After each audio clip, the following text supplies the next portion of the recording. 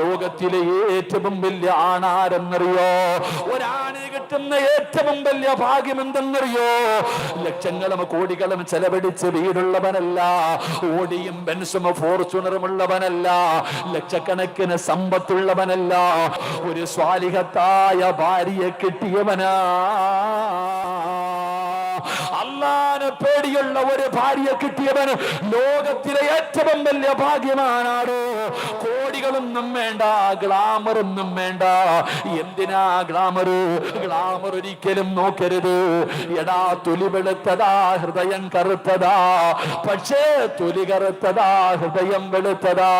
അതാ ഒരു സഹോദരൻ പറഞ്ഞു, ഉസ്താദ്, ഇന്നിവിടെ ഒരു ഉമ്മ വന്നോ, എന്നോട് പറഞ്ഞു, ഉസ്താദേ, മകളെ കാണാ പലരും വരുന്നുണ്ട്, പക്ഷേ നിറം കറുത്തതിന്റെ പേരിൽ കല്യാണം നടക്കുന്നില്ല. ആ പൊന്നുപെങ്ങൾ ഈ വയലിന്റെ സദസ്സിലുണ്ട്.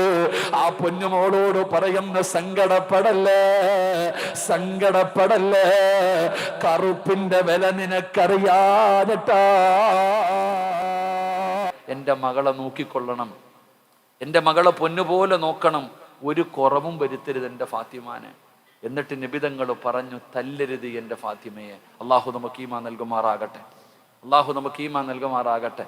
നിബിതങ്ങൾ പറഞ്ഞു, അത് തന്നെയാ നമ്മളും മനസ്സിലാക്കേണ്ടത്. അത് തന്നെ, കല്യാണം കഴിക്കും പള്ളിക്കകത്ത് വന്നിട്ട്, ആണുങ്ങൾ നിക്കാഹ് കഴിക്കുന്ന സമയത്ത് ആ പറഞ്ഞു കൊടുക്കുന്ന ഒരു വാക്കുണ്ട്, ഉസവ്വിജുക അലാ മാ അമറല്ലാഹു തആലാ ബിഹി മിൻ ഇംസാകിൻ ബിമഅറൂഫിൻ ഔ തസ്രീഹിൻ ബിഇഹ്സാൻ സവ്വജതുക വ അൻകഹതുക ബിന്ദി എന്ന് പറഞ്ഞിട്ട് പറയുമല്ലോ. എന്താ ഈ പറയണതിനർത്ഥം?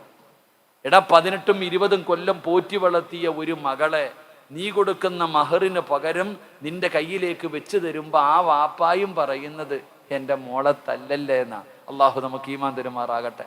എന്തേ പറയണേ? എന്താ പറയണേ? എന്ത് ചെയ്യരുതെന്ന്? തല്ലരുതെന്ന്. അത് പറഞ്ഞതിൻ്റെ പേരിൽ ഇപ്പൊ അല്ലേ, അത് പറയാൻ തന്നെ പേടിയാ. അള്ളാഹു കാക്കുമാറാകട്ടെ. കാരണം നമ്മള് 8 കൊല്ലം മുമ്പ് ഒരു പ്രസംഗം നടത്തി. എന്താ പ്രസംഗത്തിനകത്ത്? പെണ്ണുങ്ങളെ തല്ലാൻ പറ്റുന്ന വല്ല സമയമുണ്ടോ എന്ന് ചോദിച്ചപ്പോൾ അത് പറഞ്ഞു കൊടുത്തു. പടച്ചവനെ, ഇപ്പൊ 28 കേസം കണ്ടായില്ലേ? 28 കേസായി. അള്ളാഹു ബർക്കത്ത് ചെയ്യുമാറാകട്ടെ. ആമീൻ പറയടോ. അള്ളാഹു ബർക്കത്ത് ചെയ്യുമാറാകട്ടെ. അതായത് ഉസ്താദ്മാർക്കൊക്കെ എന്തെങ്കിലും പറയാൻ പേടിയാ. എവിടെ എന്തെങ്കിലും പറയും. ഇന്നത്തെ കാലഘട്ടം അങ്ങനെ ആയിപ്പോയി, ഒന്നും പറയാൻ പറ്റൂല. എന്ത് പറഞ്ഞാലും പടച്ചവൻ അതിൻ്റെ പേരിൽ വലിയ പ്രശ്നങ്ങളാണ്. അള്ളാഹു നമ്മുടെ സഹോദരിമാർക്ക് ബർക്കത്ത് ചെയ്യുമാറാകട്ടെ.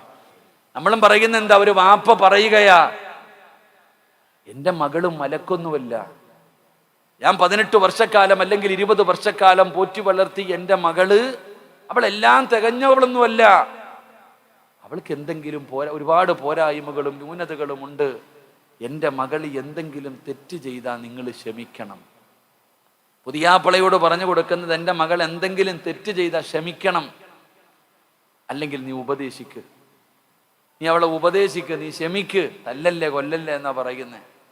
എൻ്റെ പ്രിയപ്പെട്ടവരെ, ഫാത്തിമ ബീബി റളിയല്ലാഹു തആല അൻഹയെ കാണിച്ചിട്ട് ഖദീജ ബീബിയും പറഞ്ഞത് നബിതങ്ങളോട്, എൻ്റെ മകളെ തല്ലരുത്, എൻ്റെ മകൾക്കൊരു കുറവും വരുത്തരുത്, എൻ്റെ പൊന്നുമോളെ നല്ലതുപോലെ നോക്കണം. അല്ലാഹുവിന്റെ പ്രവാചകനോട് എൻ്റെ പ്രിയപ്പെട്ട ഖദീജ പറഞ്ഞു കൊടുക്കുകയാ.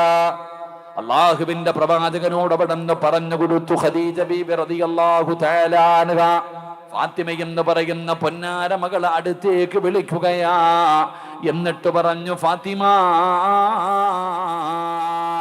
ഉമ്മാടെ കയ്യിൽ ആകെ ഉള്ളതൊരു ഒരു മാലയാണ്. ഫാത്തിമ ബീബി അടുത്ത് വിളിച്ചിരുത്തിയിട്ട് മഹദിയായ ഖദീജ ബീബി റളിയല്ലാഹു തആല അൻഹ തന്റെ കഴുത്തിൽ കിടന്ന ആകെയുണ്ടായിരുന്ന ഒരു മാലയെടുത്തു. എന്നിട്ട് ഫാത്തിമ ബീവിയുടെ കയ്യിൽ വെച്ച് കൊടുത്തിട്ട് പറഞ്ഞു, മോളെ ഫാത്തിമ, ഉമ്മാനെ ഓർമ്മ വന്നാൽ, ഈ ഉമ്മച്ചിയെ ഓർമ്മ വന്നാൽ, നിന്റെ മനസ്സു വേദനിച്ച, നിനക്ക് സങ്കടം വന്ന, ഈ മാലയെടുത്ത് ചുംബിച്ച മതി ഫാത്തിമ. എന്ന് പറയുന്ന പൊന്നാര മകളെ പിടിച്ചടുത്തിരുത്തിയിട്ട് ഉമ്മ ഇരുന്ന് കരയുകയാണ്. ഫാത്തിമ ബീവി ചോദിക്കുന്നു, എന്തിനാ ഉമ്മ കരയുന്നത്? മോളെ, നിനക്കൊരുപാട് സ്വർണം വാങ്ങി തരണമെന്ന് എനിക്ക് ആഗ്രഹമുണ്ട്. എൻ്റെ കയ്യിലൊന്നുമില്ലല്ലോ, എൻ്റെ കയ്യിലൊന്നുമില്ലല്ലോ. ഞാൻ ഒരുപാട് സമ്പത്തുള്ളവളായിരുന്നു, എല്ലാം അല്ലാഹുവിന്റെ ദീനിന് വേണ്ടി കൊടുത്തതാണ്. അവസാനമാകെയുണ്ടായിരുന്ന മാലയെടുത്ത് ഖദീജ ബീവി തന്റെ പൊന്നാര മകളായ ഫാത്തിമയുടെ കയ്യിൽ കൊടുത്തു. എന്നിട്ട് പറഞ്ഞു, ഫാത്തിമ സൂക്ഷിച്ചു കൊള്ളണം, ഈ മാല നീ കളയരുത്, ഈ മാല നീ നഷ്ടപ്പെടുത്തരുത്. അള്ളാഹുവിന്റെ പ്രവാചകന്റെ പൊന്നാര മകളുടെ കയ്യിലേക്ക് അതാ ഉമ്മ വെച്ചു കൊടുക്കുകയാണ്. ഖദീജ ബീബി റളിയല്ലാഹു തആല അൻഹ മരണപ്പെടുകയാ. വാപ്പയോട് പൊരുത്തം ചോദിച്ചു. വാപ്പാടെ മടിത്തട്ടിൽ കിടന്നോ കെട്ടിപ്പിടിച്ചുകൊണ്ട് 65-ാമത്തെ വയസ്സിൽ ചുടുചുംബനം കൊടുത്തിട്ട് ഖദീജ ബീബി റളിയല്ലാഹു തആല അൻഹ ലോകത്തോട് യാത്ര പറയുകയാണ്. പടച്ചവനെ, നബിതങ്ങളെ തകർന്നു പോയി, അല്ലാഹുവിന്റെ റസൂല് തളർന്നു പോയി. ഖദീജ ബീവിയുടെ മരണം നബിതങ്ങളെ വല്ലാതെ വേദനിപ്പിച്ചു. ഫാത്തിമയ്ക്കറിയാ ഉമ്മ ഖദീജയോട് വല്ലാത്ത സ്നേഹമാ. വാപ്പയുടെ ജീവനായിരുന്നു ഖദീജ. ഖദീജ ബീബി റളിയല്ലാഹു തആല അൻഹയുടെ മരണമുണ്ടല്ലോ, അല്ലാഹുവിന്റെ റസൂലിനെ വല്ലാതെ തകർക്കുകയാ, അള്ളാന്റെ റസൂലിനെ വല്ലാതെ തളർത്തുകയാ. നിബിതങ്ങൾക്ക് വല്ലാത്ത വേദനയായി. പടച്ചവനെ, നിബിതങ്ങൾ ഒറ്റയ്ക്കിരിക്കുമ്പോ അള്ളാഹുവിന്റെ പ്രവാചകൻ സ്വല്ലല്ലാഹു അലൈഹി വസല്ലമ തങ്ങള് അവിടുന്ന് ഒറ്റയ്ക്കിരിക്കുമ്പോ ചിന്തിക്കണം പെങ്ങളെ, ചിന്തിക്കണം യുവതകൾ, ഇന്നത്തെ യുവതലമുറ ചിന്തിക്കാൻ പഠിക്കുകയാ. അതാ ഉമ്മ മരിച്ചു പോയിട്ട് വേദന സഹിക്കാൻ കഴിയാതെ വീടിനകത്തിരിക്കുന്ന വാപ്പാടെ ചാരത്ത് ചെന്ന് ഫാത്തിമ എന്ന ചെറിയ മകള് ചോദിക്കുന്നു, എന്തു പറ്റി വാപ്പാ? ഉപ്പാനെ സമാധാനിപ്പിക്കുകയാ, ഉപ്പാനെ സമാധാനിപ്പിക്കുകയാ. ഉപ്പാനൊരു കുറവും വരുത്തിയില്ല. ഉമ്മ മരിച്ച വേദനയിൽ ആ പൊന്നുമോള് തന്റെ വേദന മുഴുവനും മനസ്സിന്റെ ഉള്ളിൽ കടിച്ചമർത്തിയിട്ട് നബിതങ്ങളെന്ന പിതാവിനെ സമാധാനിപ്പിക്കുകയാണ്. അതുകൊണ്ടാണ് നബിതങ്ങൾ പറഞ്ഞത്, ഉമ്മു അബീഹാ, ഫാത്തിമയെ വിളിച്ചത് ഉമ്മു അബീഹ, വാപ്പാടെ ഉമ്മ, വാപ്പാടെ ഉമ്മ. നബിതങ്ങൾ ഫാത്തിമയെ വിളിക്കുന്നത് വാപ്പാടെ ഉമ്മയെന്ന. കാരണം ഖദീജ ബീവിയുടെ മരണത്തിന് ശേഷം നബിതങ്ങളുടെ ഉമ്മയായിരുന്നു ഫാത്തിമ, നബിതങ്ങളുടെ ഉമ്മയായിരുന്നു ഫാത്തിമ. കരയുന്ന മകനെ സമാധാനിപ്പിക്കുന്നത് പോലെ, സങ്കടപ്പെടുന്നവരെ സമാധാനിപ്പിക്കുന്നത് പോലെ പായിപ്പാട് പള്ളിയുടെ മുമ്പിൽ ഒരുമിച്ച് കൂടിയവരെ കച്ചവടം തകർന്നു പോകുമ്പോ, പടച്ചവനെ സാമ്പത്തിക നഷ്ടം വരുമ്പോ, വേദന സഹിക്കാൻ കഴിയാതെ വല്ലാത്ത ദുഃഖം വരുമ്പോ, പാതിരാത്രി വീടിന്റെ ഹാളിനകത്ത് ലൈറ്റ് അണച്ചിട്ട് ഒറ്റയ്ക്കിരിക്കുമ്പോ നമ്മുടെ മുഖമൊന്ന് വാടിയാ,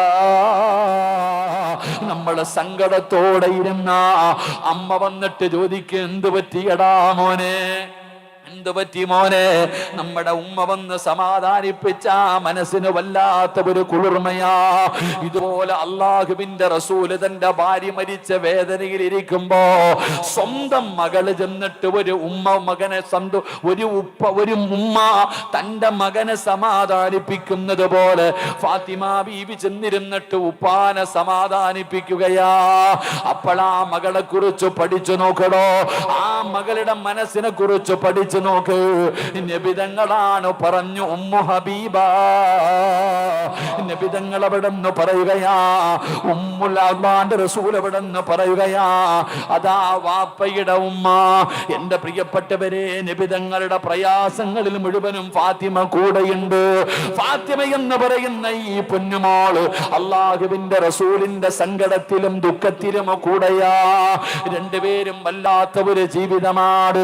ഫാത്തിമ ബീവിയുടെ വിവാഹ പ്രായമെത്തി, ഫാത്തിമ ബീവിക്ക് വിവാഹ പ്രായമെത്തി. അള്ളാഹുവിന്റെ പ്രവാചകൻ സ്വല്ലല്ലാഹു അലൈഹി വസല്ലമ തങ്ങൾ തീരുമാനിച്ചു, ഫാത്തിമ ബീവി റളിയല്ലാഹു തആല അൻഹ വിവാഹം കഴിച്ചു കൊടുക്കാൻ, തന്റെ പൊന്നാര മകളെ കെട്ടിച്ചു കൊടുക്കാൻ അള്ളാഹുവിന്റെ റസൂൽ അവിടെന്ന് തീരുമാനിച്ചു.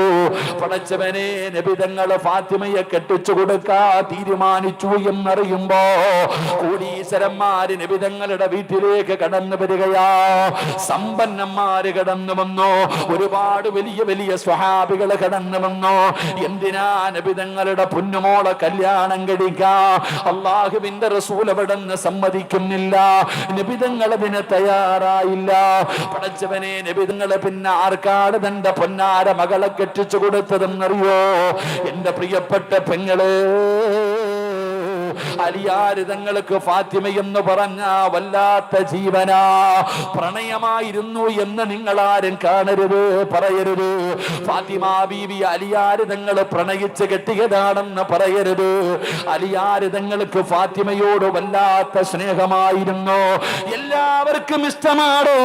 പായിപ്പാടുള്ള 5 നേരം നിസ്കരിക്കുന്ന പടച്ചറബിനെ പേടിയുള്ള ഫർദ് ധരിച്ച് ഹിജാബ് ധരിച്ച് നടക്കുന്ന ഒരു മുസ്ലിം പെണ്ണിനെ കണ്ട ഏത് ഉപ്പയും ചിന്തിക്കും, പടച്ചവനെ, ഇവളെ എനിക്ക് മരുമകളായി കിട്ടിയിരുന്നെങ്കിലോ, എന്റെ മകന് ചേർന്ന പെണ്ണാട്. ഏതൊരു മനുഷ്യനും കൊതിക്കുമല്ലോ, ഏതൊരു മനുഷ്യനും ആഗ്രഹിക്കുമല്ലോ.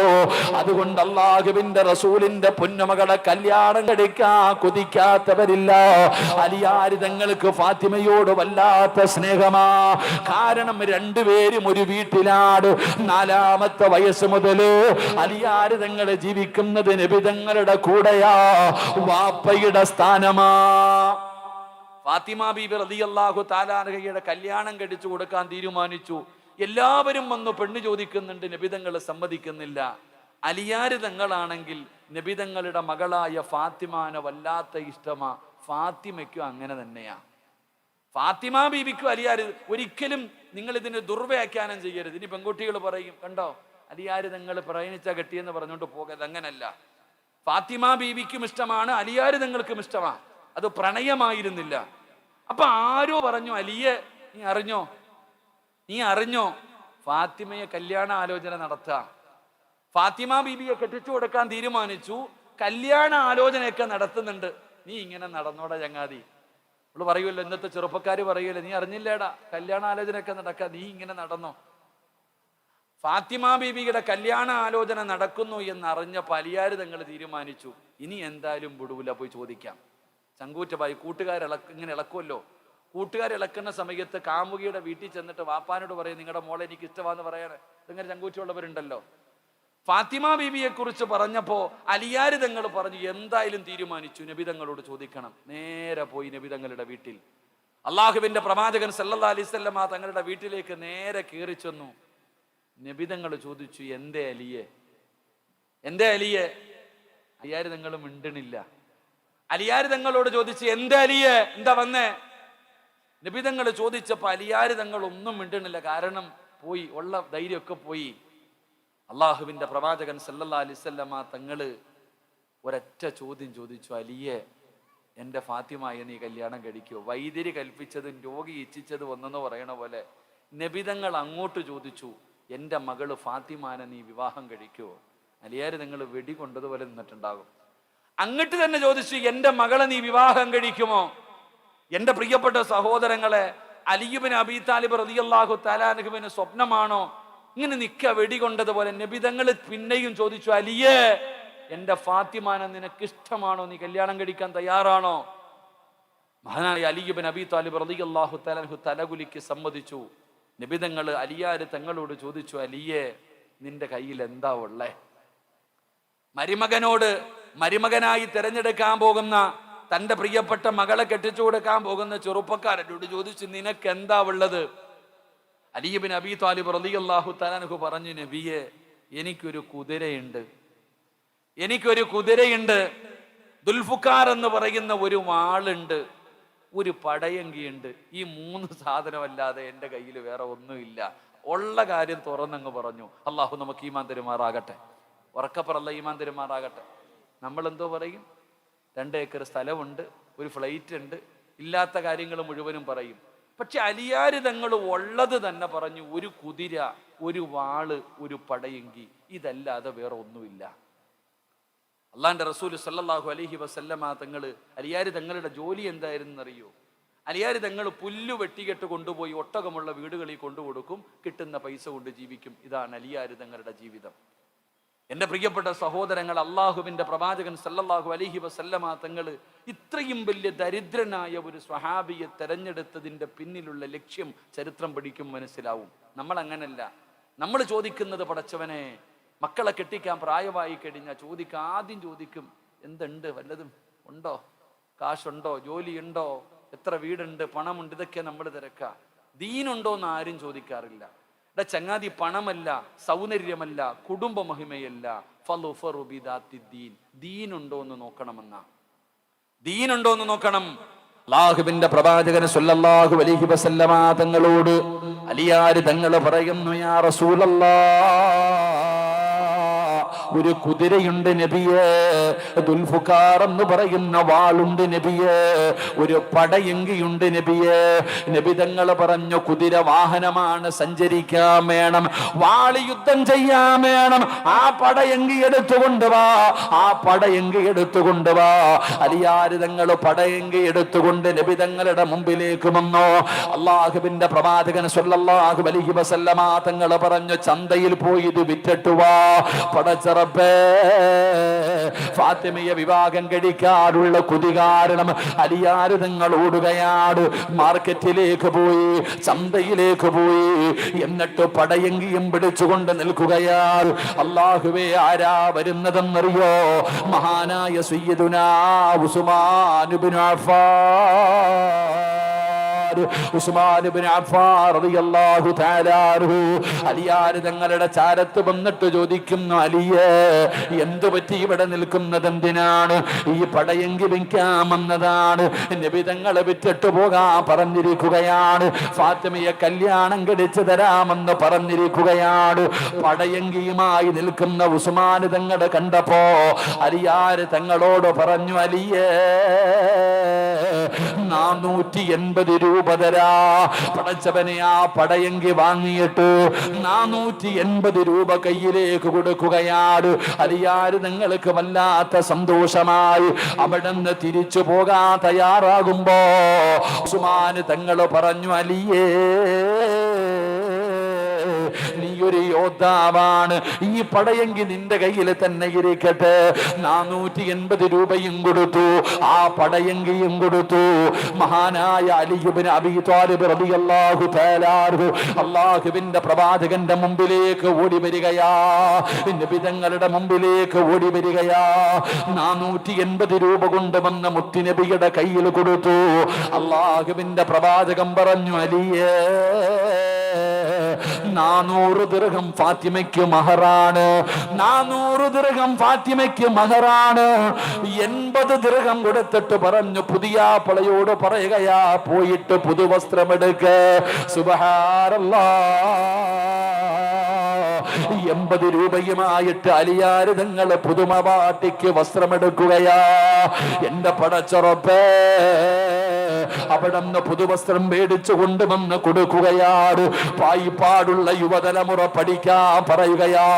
സ്വപ്നലോകത്ത് ജീവിക്കുന്ന എന്റെ പ്രിയപ്പെട്ട പെങ്ങളെ, സ്വർഗത്തിന്റെ നേതാവായ ഫാത്തിമയുടെ കല്യാണത്തിന്റെ രംഗമാ പറയുന്നത്. എന്റെ പ്രിയപ്പെട്ടവരെ, ഫാത്തിമ ബീബി റളിയല്ലാഹു തആല അൻഹയ്ക്ക് 80 രൂപ കൊടുത്ത് അവിടെ നിന്ന് പറ്റുന്ന വസ്ത്രങ്ങൾ വാങ്ങി ഫാത്തിമ ബീബിയുടെ വീട്ടിൽ കൊണ്ടുകൊടുത്തു. സുബ്ഹാനല്ലാഹ്. അല്ലാഹുവിന്റെ റസൂലിന്റെ പൊന്നുമകള് പുതുമണവാട്ടിയായി പുതുവസ്ത്രം ധരിച്ചുകൊണ്ട് കല്യാണ പന്തലിലേക്ക് ഇറങ്ങി വരുമ്പോ ഫാത്തിമ പുതുവസ്ത്രം ധരിച്ചിട്ട്, കല്യാണത്തിന്റെ പുതുവസ്ത്രം ധരിച്ചിട്ട് അല്ലാഹുവിന്റെ റസൂലിന്റെ പൊന്നുമോള് ഇറങ്ങി വരുമ്പോ വീടിന്റെ ചാരത്തിരുന്നൊരാള് കരയുകയാ. വീടിന്റെ പരിസരത്ത് ഒരാളിരുന്ന് കരയുകയാ. ആരാ കരയുന്നതെന്നറിയോ? മഹാനായ സയ്യിദുനാ അബൂബക്കർ സിദ്ദീഖ് റളിയല്ലാഹു തആല അൻഹു വീടിന്റെ പരിസരത്തിരുന്ന് കരയുകയാ. എന്തിനാ കരയുന്നത്? അബൂബക്കർ തങ്ങളെ എന്തിനാ കരയുന്നത്? ഫാത്തിമയുടെ വിവാഹ ദിവസമല്ലേ, സന്തോഷത്തിന്റെ ദിവസമല്ലേ, എന്തിനാണ് വീടിന്റെ പരിസരത്തിരുന്ന് ഒറ്റയ്ക്ക് കരയുന്നതെന്ന് ചോദിച്ചപ്പോ അബൂബക്കർ തങ്ങൾ പറഞ്ഞ മറുപടി എന്തെന്നറിയുവോ? ചെറുപ്പക്കാരാ, മോനെ അബൂബക്കർ തങ്ങൾ പറഞ്ഞ മറുപടി എന്തെന്നറിയോ? സഹാബാ, ഈ ലോകം തന്നെ പടയ്ക്കാൻ കാരണക്കാരനായ മുത്തുനബിയുടെ പൊന്നുമോളെ കല്യാണത്തിന്റെ ഇട്ടിരിക്കുന്ന വസ്ത്രം കണ്ടോ സഹാബ? എന്റെ മുത്തുനബിയുടെ പൊന്നുമോളിട്ടിരിക്കുന്ന പുതുവസ്ത്രം കണ്ടോ? ആ മണവാട്ടി ഇട്ടിരിക്കുന്ന വസ്ത്രം കണ്ടോ? സഹിക്കുന്നില്ല സഹാബ. നബിതങ്ങളുടെ പൊന്നാര മകളിട്ടിരിക്കുന്ന പുതുവസ്ത്രം കണ്ടിട്ട്, അതിന്റെ അവസ്ഥ കണ്ടിട്ട് സങ്കടം വന്ന് അബൂബക്കർ തങ്ങൾ അവിടെ നിന്ന് കരഞ്ഞു എന്ന് ചരിത്രം പഠിപ്പിക്കുമ്പോ, പായിപ്പാടുള്ള ചെറുപ്പക്കാരാ, നിനക്കിത് തിരിയണമെന്നില്ലടാ പൊന്നുമോര്. എന്റെ പെങ്ങളെ, ഇതൊക്കെ നിങ്ങൾക്ക് തിരിയുമോ എന്ന് എനിക്കറിയില്ല. കാരണം കല്യാണത്തിന്റെ ദിവസം വീട്ടിലെ ആൺകുട്ടി ആണുങ്ങൾക്കും അതുപോലെ കൂട്ടുകാർക്ക് മുഴുവനും ഒരേ കളറുള്ള വസ്ത്രമാ. ആണിനും പെണ്ണിനും വസ്ത്രമുണ്ട്, മാതാപിതാക്കൾക്ക് വസ്ത്രമുണ്ട്. പക്ഷേ ഇന്നങ്ങനെയല്ലടോ. തന്റെ ഫ്രണ്ട്സുകൾക്ക് മുഴുവനും ഒരേ കളറുള്ള വസ്ത്രമാ. പെണ്ണുങ്ങൾക്ക് മുഴുവനും ഒരേ കളറുള്ള ചുരിദാറാ. എന്തൊരടിച്ചുപൊളിയെന്നറിയോ, എന്തൊരാർഭാടമെന്നറിയോ. പടച്ചവനെ, ഹാജിയാരുടെ മക്കളുടെ കല്യാണവും ഇങ്ങനെ തന്നെയാ. അറിവുള്ളവനും അറിവില്ലാത്തവനും സമന്മാരാവുകയാ. എന്തൊരാർഭാടമാണോ, എന്തൊരു പേക്കൂത്താടോ. ലക്ഷങ്ങളെ ചെലവഴിച്ചുകൊണ്ട് തന്റെ പൊന്നാരുടെ മക്കളുടെ വിവാഹങ്ങൾ ഉത്സവം പോലെയാക്കുന്ന മുസ്ലിമേ, വേണ്ടെന്ന് ഞാൻ പറയുന്നില്ലടോ. നിങ്ങൾ നല്ല വസ്ത്രം ധരിക്ക്, നല്ലതുപോലെ ഭക്ഷണം കൊടുക്ക്, നല്ലതുപോലെ നടത്തിക്കോ. പക്ഷേ ആവശ്യമില്ലാത്ത കാര്യങ്ങൾ ഉപേക്ഷിക്കാമല്ലോ, വേണ്ടാത്ത അനാചാരങ്ങൾ ഉപേക്ഷിക്കാമല്ലോ. ഇന്നത്തെ വിവാഹങ്ങളൊക്കെ പറയാൻ പറ്റുന്നതല്ലല്ലോ. കോടികൾ ചെലവഴിച്ച് ആർഭാട വിവാഹം നടത്തിയിട്ട് നാലിൻ്റെ വീട്ടിൽ വന്നിരുന്ന മക്കളുടെ കഥ കണ്ടില്ലേ? എന്തേ ചിന്തിക്കാത്തത്? എന്റെ പ്രിയപ്പെട്ടവരെ, റസൂലുള്ളാഹി തങ്ങളുടെ പൊന്നാര മകള് പുതുമണവാട്ടിയായി ഇറങ്ങി വരുമ്പോ കരയുകയാ. അബൂബക്കർ സിദ്ദീഖ് തങ്ങളെ കരയുകയാ. കാരണം കൂട്ടുകാരനായ നബി തങ്ങളുടെ മകളാ. പടച്ച റബ്ബേ, കല്യാണത്തിന്റെ കാര്യമായി അല്ലാഹുവിന്റെ റസൂൽ ചോദിക്കുന്ന, അലിയേ, വലീമ നടത്തണമല്ലോ, ജനങ്ങൾക്ക് ഭക്ഷണം കൊടുക്കണമല്ലോ, എന്തുണ്ട് അലിയേ? അള്ളാന്റെ റസൂല് ചോദിക്കുമ്പോ അലിയാര് നിങ്ങളെ തലതാഴ്ത്തി നിൽക്കുകയാ. നിക്കാഹ് കഴിഞ്ഞാ പിന്നെ വലീമ കൊടുക്കണം. നബിതങ്ങൾ ചോദിച്ച്, എന്തുണ്ട് അലിയെ? എന്താണ് ജനങ്ങൾക്ക് വലീമ കൊടുക്കണമല്ലോ, എന്തുണ്ട്? 80 രൂപയുടെ വസ്ത്രവും വാങ്ങി പുതുവസ്ത്രവും കഴിഞ്ഞ് എല്ലാം പേടിച്ചിട്ട് വെറും കൈയോടെ നിൽക്കുന്ന അലിയുബിൻ അബീ താലിബ് റളിയല്ലാഹു തആലഹുവിനോട് ചോദിക്കുന്നു, എന്താ വലീമ വാങ്ങാൻ? അള്ളാഹുവിന്റെ റസൂലിന്റെ മുമ്പിൽ മിണ്ടാതെ ഇരിക്കുമ്പോ എൻ്റെ പ്രിയപ്പെട്ട സഹോദരങ്ങളെ, അപ്പോഴാണ് മഹാനായ സഅദ് റളിയല്ലാഹു തആലാനുഹു പറഞ്ഞു, അലിയെ, ഒരാടിനെ ഞാൻ തരാം, എൻ്റെ വീട്ടിലൊരാടുണ്ട്, നിനക്ക് വലീമ കൊടുക്കാൻ ആടിനെ ഞാൻ തരാം. 3 സ്വഹാബത്ത് പറഞ്ഞു, ഗോതമ്പ് മാവ് ഞങ്ങൾ തരാം, ഞങ്ങളുടെ കയ്യിൽ ഗോതമ്പുണ്ട്. എൻ്റെ പ്രിയപ്പെട്ടവരെ, ആ ആടിനെയും ആ ഗോതമ്പ് കൊണ്ട് ഭക്ഷണം ഉണ്ടാക്കിയിട്ടാണ് അള്ളാഹുവിന്റെ പ്രവാചകൻ സല്ലല്ലാഹു അലൈഹി വസല്ലമ തങ്ങളുടെ പൊന്നുമോളുടെ വിവാഹം നടന്നത്. അള്ളാഹു നമുക്ക് ഈമാൻ തരുമാറാകട്ടെ.